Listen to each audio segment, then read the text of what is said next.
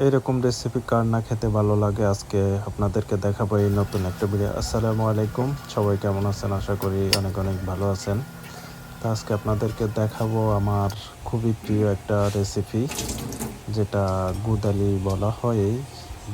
এটা মূলত এটা তৈরি করার সময় আদা, পেঁয়াজ এবং এলাচি, দারচিনি আর হলো আপনার তেল একটু বেশি করে দিতে হয় এই রেসিপিটা করার জন্য। খুবই মজাদার একটা রেসিপি। আপনারা দেখতে পাচ্ছেন আমি কিভাবে করতেছি এই রেসিপিটা।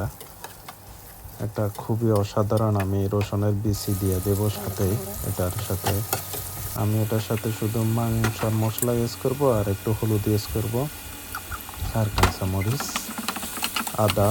আর হলো আদা একটু বেশি করে দিতে হয় এই রেসিপিটার সাথেই। আর হলো আপনি মাংসের মশলা দিয়ে দিলাম। এখন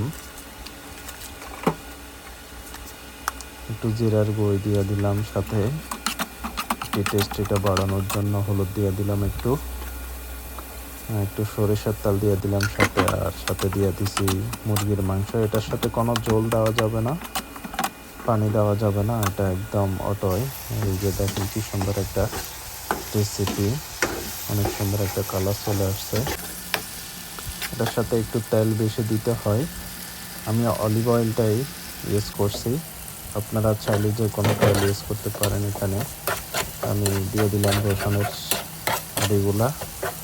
খুবই মজাদার রেসিপি। এই রেসিপিটা আপনারা যদি করে ভালো লাগে অবশ্যই করে খাবেন, খুবই মজাদার।